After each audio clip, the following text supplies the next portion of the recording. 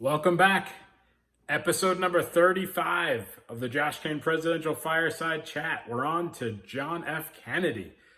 He was elected in 1860. Obviously, he was assassinated, so he didn't even finish out his first term. His wife is the famous Jackie Kennedy, and his vice president was LBJ, Lyndon Baines Johnson.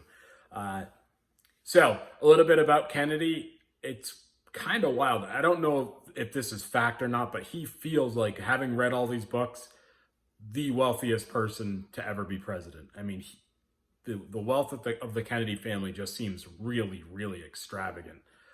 Just, walking into homes and just like dropping beach towels on the floor, just expecting someone else to pick it up. I mean, he was like, it's really obnoxious actually, how wealthy he is. But he does, dedicates his life to public service. He graduates from Harvard University, but as soon as he graduates, he does join the military. And he's not a well guy. He's very sickly. Even at one point, he spent some time in a coma. I mean, his health records is something to behold.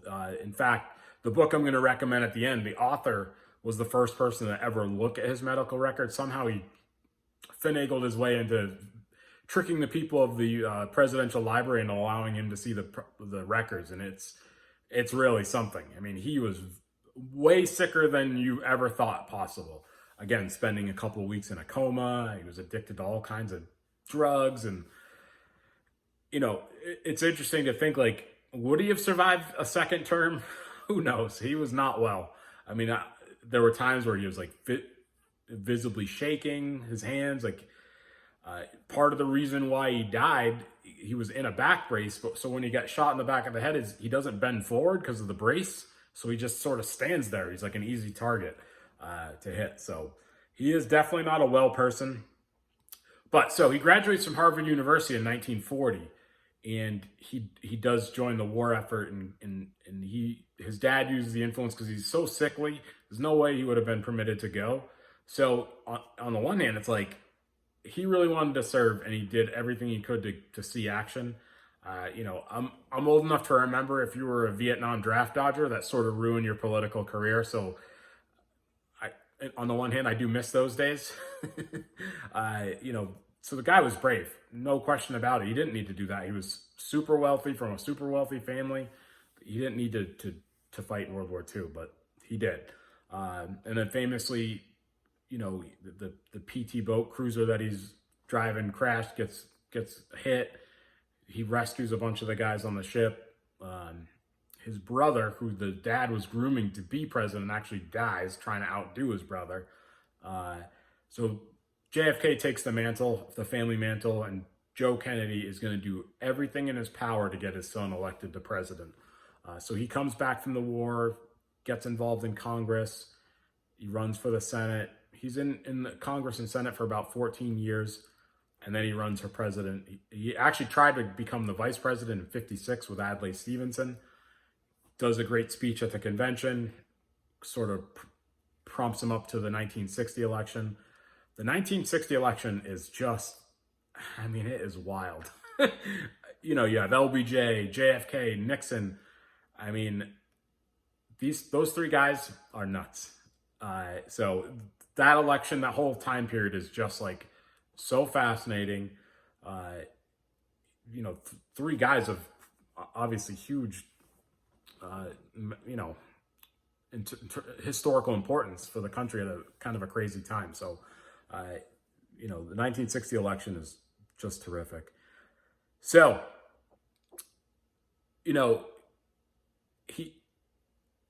he's got a cool hand. Like you think about the Cuban Missile Crisis, the Bay of Pigs. All that could have spiraled into World War III, nuclear annihilation. But he's level-headed.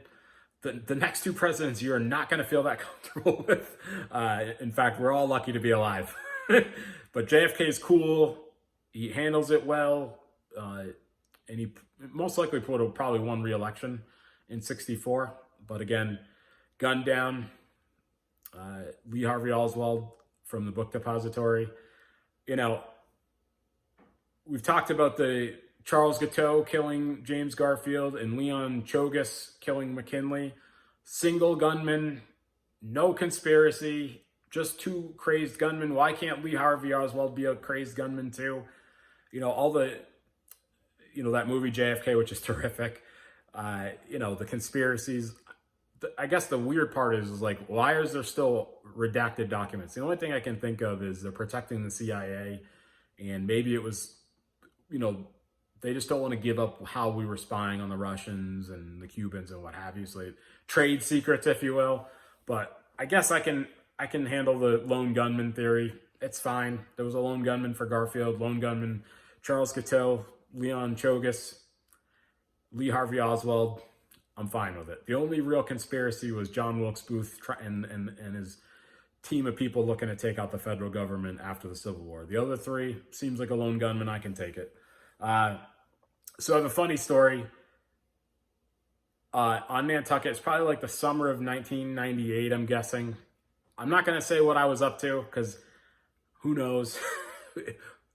Let's just say I was in a job that I was installing stuff in people's homes. I don't really remember the guy's name. I don't know if he's a good guy or a bad guy. So it's not important who I was working for.